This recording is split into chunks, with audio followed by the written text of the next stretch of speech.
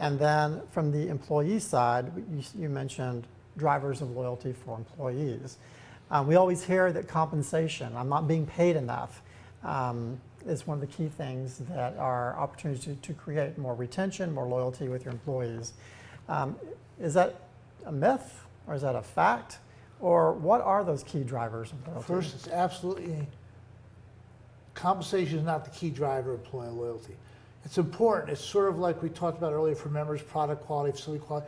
It's sort of like the entry fee. You got to have fair compensation for the market and for the type of job it is. So you always have a median earnings for a position.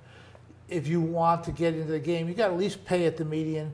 You may want to be a little above. Now, if you're a luxury club, you may want to pay in a 75th percentile. But you don't have to pay at the very top. You have to pay outrageously, because that's not the real driver of loyalty. That's sort of the entry fee. Employees say they want to feel fairly compensated. The word's fairly compensated. Not paid a lot, but fairly compensated.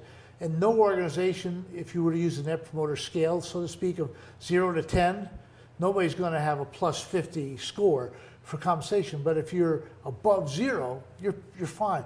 What employees do say important first, the ability to grow and develop professionally.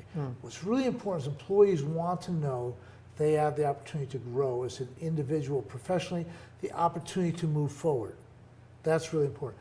Second is that their ideas are listened to and recognized. Doesn't mean you have to act on them all the time, but they have to feel like if they have an idea, they can bring it forward. They want to be heard as well.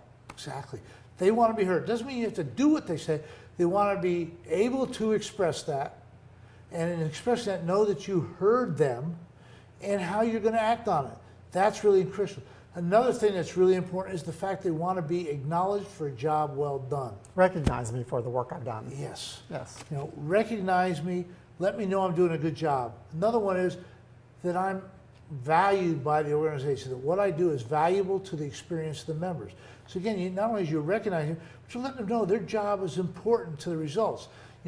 It's so many clubs say, oh, the personal trainer, he's a prima donna. They make them prima donnas. They're the most important people. Some clubs, it's the salespeople are the most important.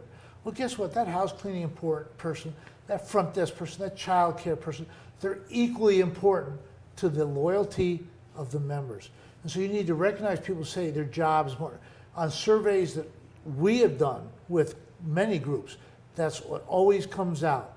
That, hey, is my job valued? Acknowledge me for good performance. Give me the opportunity to grow and development.